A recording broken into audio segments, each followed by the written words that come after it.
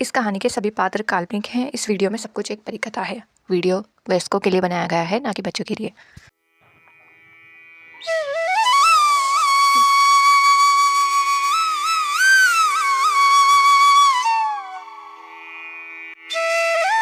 ये कहानी है कानपुर के पास ही बसे एक छोटे से गांव शिवपुर में रहने वाले रमेश की, जो अपनी पत्नी कमला और 9 साल के बेटे अर्जुन के साथ एक छोटे से घर में रहता था।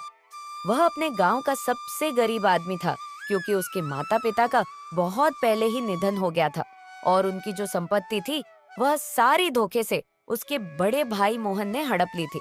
इसलिए वह एक छोटे से टूटी फूटी झोपड़ी में रहकर मजदूरी करके अपने परिवार का गुजारा चलाता था। मजदूरी करके वह 2 वक्त के खाने के ही पैसे बड़ी मुश्किल से जुटा पाता था और उसके पास इतने पैसे नहीं बच पाते थे कि वह घर की मरम्मत करवा सके। कमला जब गांव की सार्वजनिक कुएं से पानी लेने जाती तो गांव की औरतें उसे ताने मारती।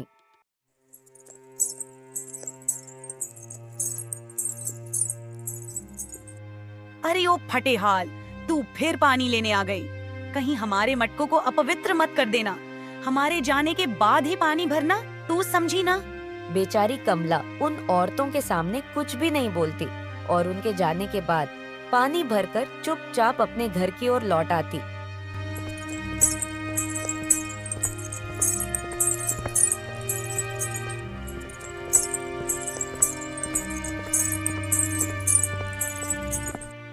उदास मन से घर लौटकर वह रमेश से कहती, अजी, हमारी क्या गलती है जो गांव वाले हमारे साथ ऐसा बर्ताव करते हैं? क्या गरीब होना गुनाह है? हमने तो कभी किसी का बुरा नहीं किया। रमेश उसे दिलासा देता, अरे भाग्यवान, तुम क्यों फिक्र करती हो? मैं हूं ना, सब ठीक कर दूंगा। तुम देखना, यही लोग एक दिन हमसे मिलने को तरसेंगे। वक्त बदलने में देर नहीं लगती। रमेश मेहनती होने के साथ साथ दिल का भी बहुत अच्छा था। वह हमेशा दूसरों की भलाई सोचता था। लाओ भाग्यवान, अब खाना लगा दो। बहुत जोरों की भूख लगी है, फिर काम पर भी तो जाना है। ठीक है जी, आप हाथ मुंह धो लीजिए, मैं अभी खाना लगा देती हूँ।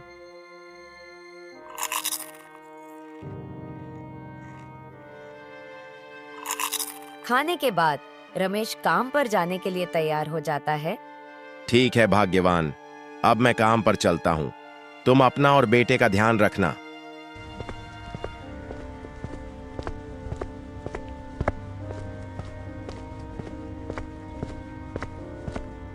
काम पर देर से पहुंचने पर ठेकेदार गुस्से में बोलता है, क्या बात है बिरज, आज काहे इतना लेट आ रहा है तू? मालिक, वो अब ज्यादा वो मत कर, चुपचाप जाकर काम पर लग जा। दोबारा ऐसे देर से आया तो काम से छुट्टी कर दूंगा, समझा ना? ठीक है मालिक। इतना कहकर रमेश चुपचाप काम पर लग जाता है।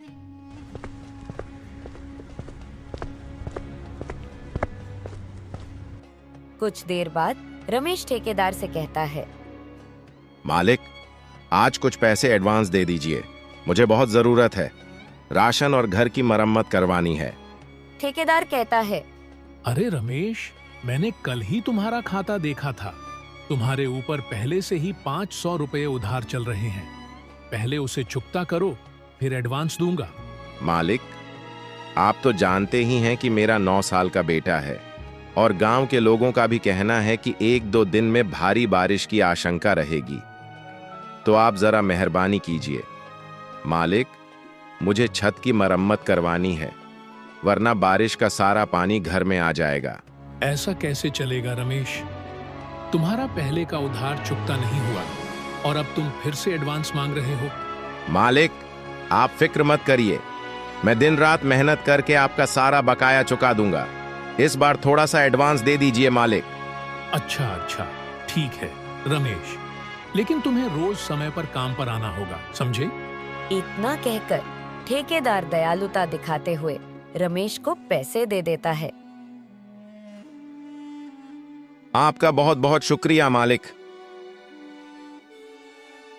ठेकेदार से पैसे लेकर रमेश घर के लिए राशन लेने के लिए निकल पड़ता है।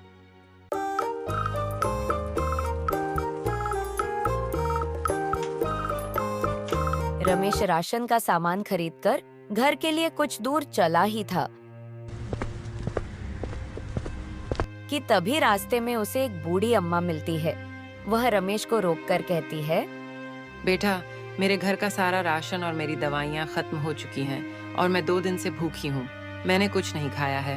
क्या तुम मेरी मदद करोगे बेटा? रमेश बिना कुछ सोचे समझे कहता है।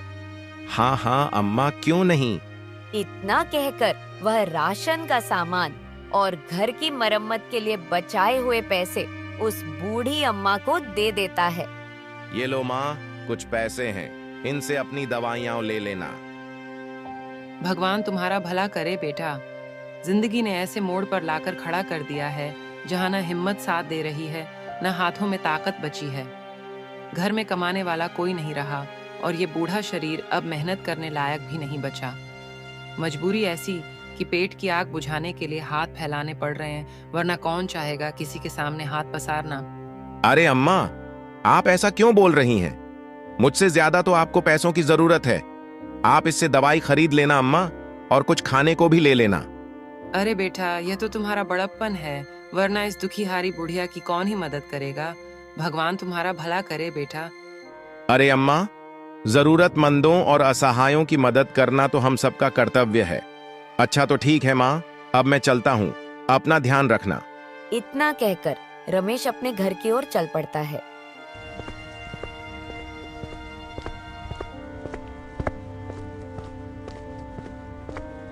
घर के दरवाजे पर खड़ी सुनीता उसका बेसब्री से इंतजार कर रही थी। माँ, बाहर बहुत ठंडी हवा चल रही है। ऐसा लग रहा है जैसे तेज बारिश होगी, और अगर बारिश हुई तो घर में पानी टपकेगा क्योंकि छत की मरम्मत नहीं हुई। हाँ मेरे बच्चे, तू फिक्र मत कर। आज तेरे पापा जरूर कुछ करेंगे, वो आते ही होंगे। बेटा, जब तक तुम्हारे पापा आएंगे तब तक तुम कमरे में जाकर बैठ जाओ। जैसे ही वो आएंगे मैं खाना लगा दूंगी। रात होते होते रमेश घर पहुंचता है।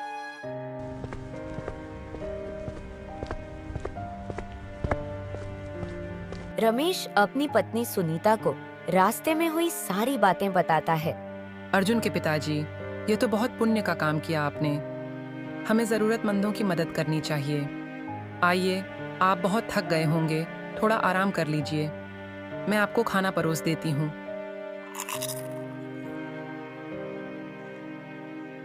वे सब खाना खाकर सो जाते हैं।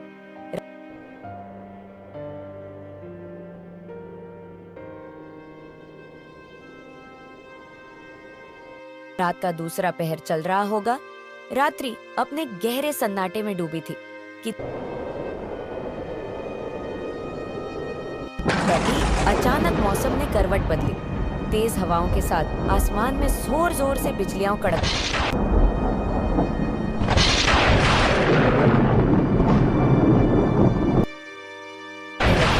जैसे कोई दैवीय शक्ति अपना प्रचंड रूप दिखा रही हो।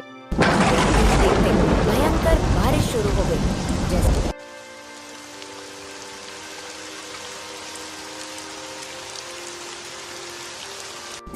कुदरत ने अपना सारा रोष धरती पर उंडेल दिया हो। बारिश इतनी तेज थी कि रमेश के कच्चे घर की छत उसे सहन नहीं कर पाई। छत में जगह जगह छेद हो गए और पूरा घर पानी से भर गया। कुछ देर बाद जब पानी रमेश के बिस्तर तक पहुंचता है, तब उसकी आंख खुलती है। हे भगवान, ये क्या हो गया? पूरा घर ही पानी से भर गया।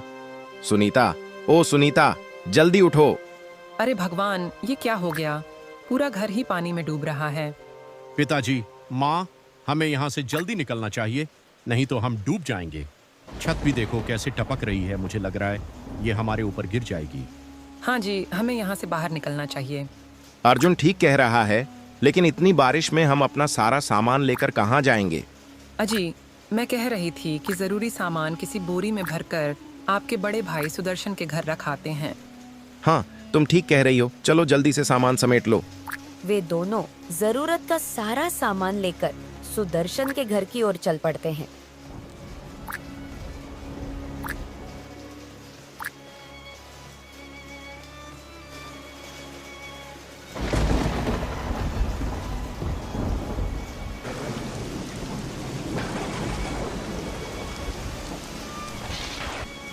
वे उस भयंकर बारिश में जैसे तैसे करके सुदर्शन के घर पहुंचते हैं। और उसके दरवाजे पर दस्तक देते हैं। सुदर्शन भैया, ओ सुदर्शन भैया, दरवाजा खोलो।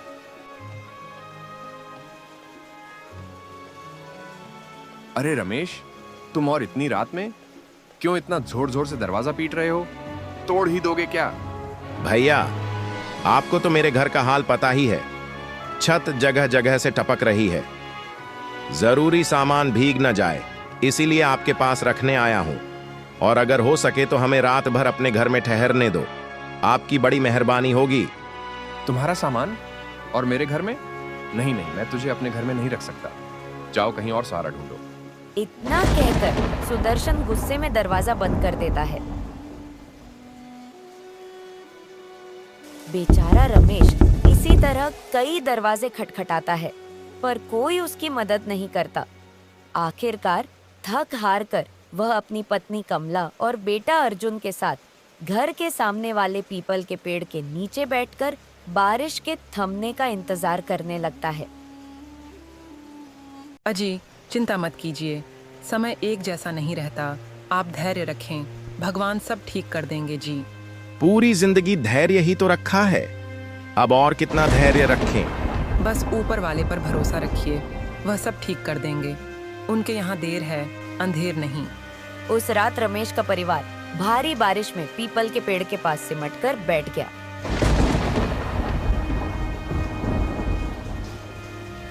तेज हवाएं चल रही थीं, ठंड बढ़ती जा रही थी और आसमान से मूसलाधार बारिश थमने का नाम नहीं ले रही।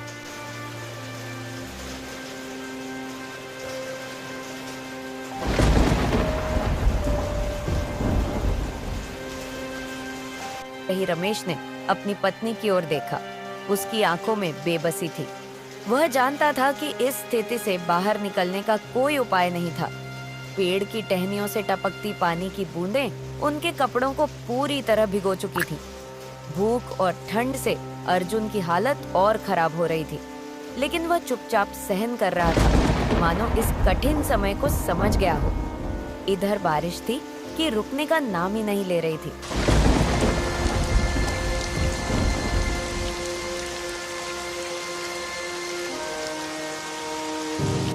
ऐसा लग रहा था जैसे आसमान भी रमेश की बेबसी पर रो रहा हो। बिजली की कड़क और बादलों की गर्जना बार बार उनके दिलों में डर भर रही थी। अर्जुन डर के मारे सुनीता से और जोर से लिपट गया। सुनीता ने कांपते हुए हाथों से उसके सिर को सहलाया और बोली, डर मत बेटा, सब ठीक हो जाएगा। रात बीत जाती है और सुबह होते होते बारिश रुक जाती है।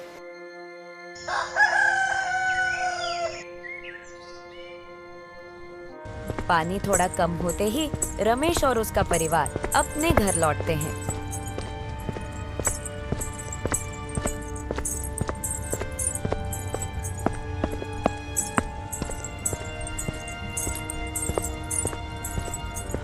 घर का हाल देखकर रमेश का दिल बैठ जाता है। देखो भाग्यवान घर का कैसा हाल हो गया है, और ना ही अब हमारे पास खाने को कुछ बचा है। घर की मरम्मत और राशन पानी के लिए मुझे कुछ काम देखना होगा। हाँ जी, मुझे नहीं लगता कि हमारा यह घर अगली बरसात सहन कर पाएगा। हमें अब इसकी जल्द से मरम्मत करवानी होगी। रमेश काम की तलाश में घर से चल पड़ता है।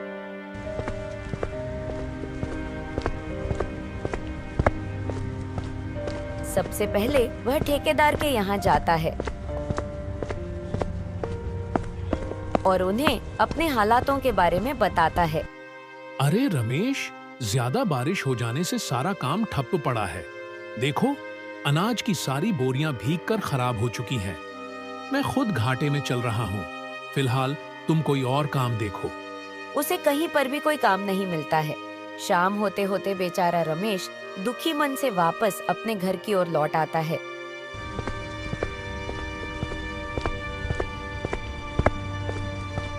रमेश हर दिन सुबह निकलता, कभी इस गली तो कभी उस चौराहे पर काम की तलाश में भटकता, लेकिन बारिश ने उसकी मुसीबतें और बढ़ा दी थी। लगातार हो रही मूसलाधार बारिश के कारण उसे कहीं भी काम नहीं मिल पा रहा था। भीगते ठिठुरते खाली हाथ लौटना अब उसकी रोजमर्रा की आदत बन गई थी। शाम होते होते जब आसमान में अंधेरा छाने लगता तो निराशा से भरा रमेश भारी कदमों से अपने टूटे फूटे घर की ओर लौट जाता। यूं ही दिन बीतते गए, हफ्ते गुजर गए और देखते ही देखते महीनों हो गए, लेकिन उसकी हालत जस की तस बनी रही। इसी बीच कुछ समय बाद प्रयागराज में महाकुंभ का विशाल मेला लगा। लाखों करोड़ों श्रद्धालु गंगा स्नान के लिए वहां पहुंचे थे। उन्हीं में से एक श्रद्धालु जो अपनी गाड़ी से स्नान के लिए निकला था, रास्ता भटककर रमेश के गांव की ओर चला आया। जैसे ही उसने गांव वालों से कुछ पूछने के लिए गाड़ी रोकी, अचानक तेज बारिश शुरू हो गई। बारिश इतनी भयंकर थी कि कुछ ही देर में सारा रास्ता कीचड़ में बदल गया। श्रद्धालु ने जल्दी से वापस लौटने की कोशिश की, लेकिन गाड़ी बुरी तरह कीचड़ में फंस गई। उसने अपनी पूरी ताकत लगा दी, कई बार गाड़ी को बाहर निकालने की कोशिश की, लेकिन तमाम कोशिशों के बावजूद गाड़ी हिलने का नाम तक नहीं ले रही थी। अब वह असहाय खड़ा आसपास किसी मदद की उम्मीद से देखने लगा। अरे धत तेरी की, गाड़ी को भी अभी ही फंसना था। वह आदमी बड़बड़ाया। ऊपर से बारिश इतनी तेज हो रही थी कि कुछ भी दिखाई नहीं दे रहा था। उसने गाड़ी से बाहर आकर इधर उधर देखा, शायद कोई उसकी मदद कर दे। तभी वहां से कुछ गांव वाले गुजर रहे थे। उसने हिम्मत जुटाकर उनसे मदद मांगी। भाइयों, मेरी गाड़ी कीचड़ में फंस गई है, जरा मेरी मदद कर दो। गांव वालों ने गाड़ी की हालत देखी, फिर बारिश की तरफ देखा और एक ने कहा, अरे भाई, इतनी तेज बारिश हो रही है, इस हालत में हमसे मदद नहीं होगी। तुम किसी और को देख लो, हम चलते हैं।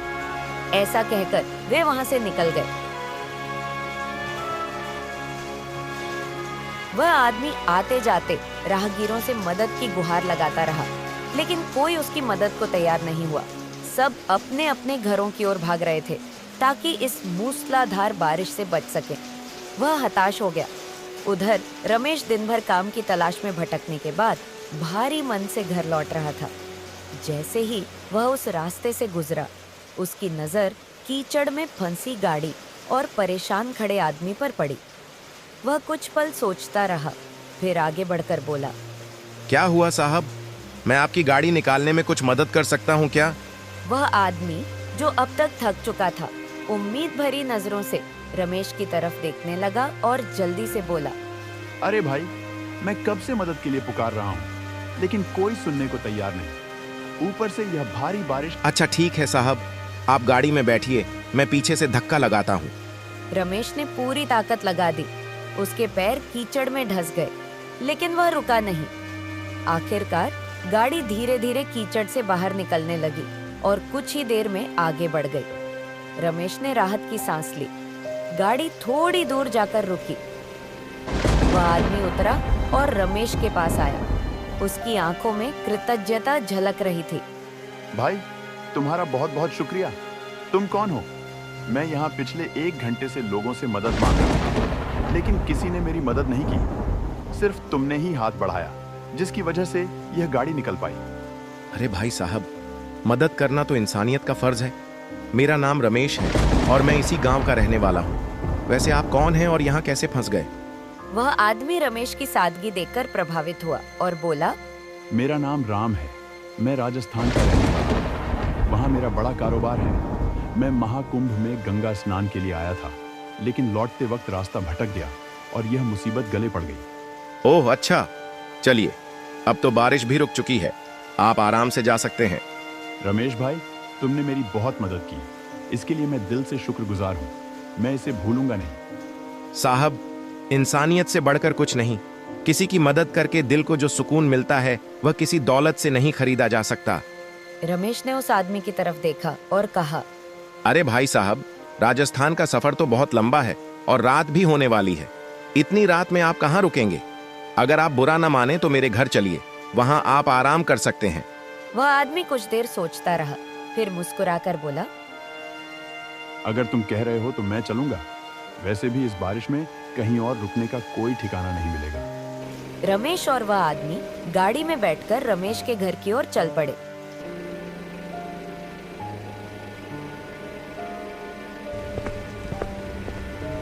रास्ते भर वे बातें करते रहे। जब वे घर पहुंचे तो रमेश की पत्नी सुनीता ने अतिथि को देखकर तुरंत उनका स्वागत किया। आइए साहब, आप हमारे घर आए, ये हमारा सौभाग्य है। वह आदमी चारों ओर नजर दौड़ाकर देखने लगा। घर मिट्टी का बना था, टूटी फूटी दीवारें और छत भी काफी जर्जर हालत में थी।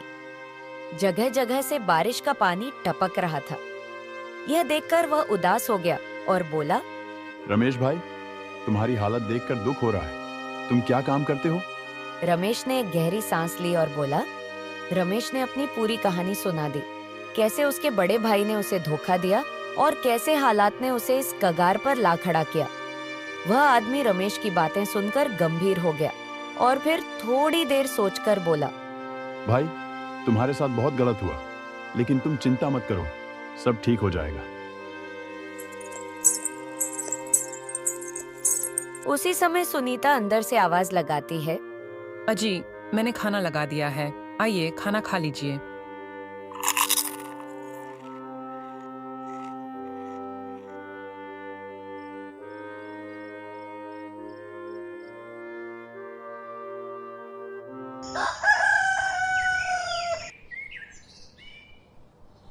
रमेश भाई, तुमने मेरी इतनी मदद की, इसके लिए मैं तुम्हारा दिल से शुक्रगुजार हूँ।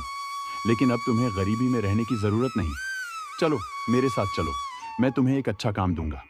रमेश को अपने कानों पर यकीन नहीं हुआ। उसने झिझकते हुए पूछा, साहब, क्या सच में? क्या आप मुझे काम देंगे? बिल्कुल, मेरे पास शहर में बहुत से काम हैं, और वैसे भी मुझे एक ऐसे आदमी की जरूरत थी जो मेहनती और ईमानदार हो। मेरे हिसाब से तुमसे ज्यादा मेहनती और सच्चा इंसान कोई नहीं हो सकता। मैं तुम्हें अच्छा घर भी दूंगा और काम भी। यह सुनकर रमेश और सुनीता की आंखों में खुशी के आंसू आ गए।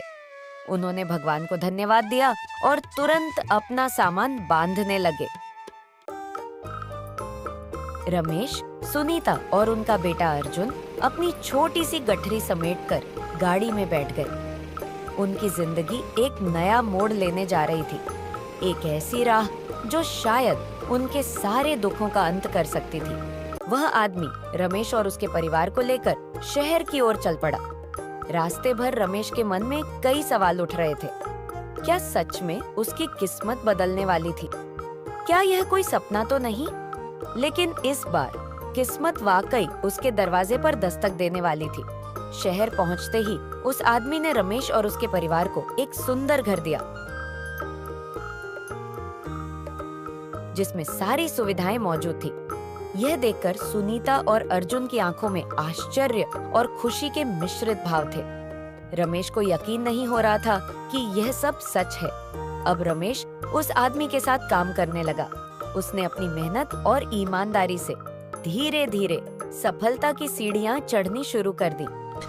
कुछ ही सालों में उस आदमी की मदद से रमेश ने अपना खुद का व्यापार खड़ा कर लिया और जल्द ही वह एक बड़ी कंपनी का मालिक बन गया। भाई साहब, आपका बहुत बहुत शुक्रिया। अगर आप उस दिन मुझे अपने साथ यहाँ नहीं लेकर आते तो पता नहीं आज मेरी जिंदगी कैसी होती। अरे भाई, ये तो तुम्हारी मेहनत का फल है। मैंने तो बस अपना कर्म किया, बाकी सब तो ऊपर वाले की कृपा है। एक दिन रमेश अपने आलीशान बंगले में बैठा अपने अतीत को याद कर रहा था। तभी उसने सोचा, जिस गांव में मुझे बेघर होकर रात गुजारनी पड़ी थी, आज उन्हीं लोगों को दिखाना है कि मेहनत और ईमानदारी इंसान को कहां पहुंचा सकती है। अगले ही दिन रमेश अपनी चमचमाती कार लेकर अपने गांव पहुंचा। जब वह गाड़ी से उतरा तो पूरा गांव हैरान रह गया। अरे, ये तो रमेश है, वही जो कभी मजदूरी करता था। हाँ, और देखो कैसी बड़ी गाड़ी में आया है। लगता है अब बहुत बड़ा आदमी बन गया है। जिन लोगों ने कभी रमेश को दुत्कारा था, वे अब उसके आगे सिर झुकाकर खड़े थे। जो लोग उसे ताने मारते थे, वे अब उसका स्वागत करने के लिए आगे बढ़ रहे थे। लेकिन रमेश को इस बनावटी सम्मान में कोई खुशी नहीं मिली। उसने गंभीर स्वर में कहा, जब मेरे पास कुछ नहीं था, तब किसी ने साथ नहीं दिया। आज जब मैं सफल हो गया हूं, तो सब सम्मान देने आ गए। क्या इंसान की इज्जत सिर्फ उसके पैसे से होती है? रमेश की बात सुनकर गांव वाले शर्मिंदा हो गए। तभी उसका बड़ा भाई सुदर्शन, जो कभी उसे अपने घर में जगह देने से भी मना कर चुका था, सिर झुकाकर उसके पास आया और बोला, मुझे माफ कर दो मेरे भाई, मैंने तुम्हारे साथ बहुत अन्याय किया। मैं दौलत के नशे में अंधा हो गया था। रमेश ने हल्की मुस्कान के साथ अपने भाई को गले लगा लिया और कहा, कोई बात नहीं भाई, असली रिश्ते पैसों से नहीं बल्कि प्रेम, मदद और भरोसे से बनते हैं। इसके बाद रमेश ने गांव में एक बड़ा कुआं, एक स्कूल और एक धर्मशाला बनवाने की घोषणा की, ताकि कोई भी गरीब भूखा न सोए और किसी बच्चे की पढ़ाई सिर्फ गरीबी की वजह से न रुके। अब रमेश केवल एक सफल आदमी ही नहीं, बल्कि गांव के लिए एक प्रेरणा बन चुका था। अगर आपको हमारी कहानी पसंद आई हो तो आप हमारे चैनल को लाइक, शेयर, सब्सक्राइब ज़रूर करें।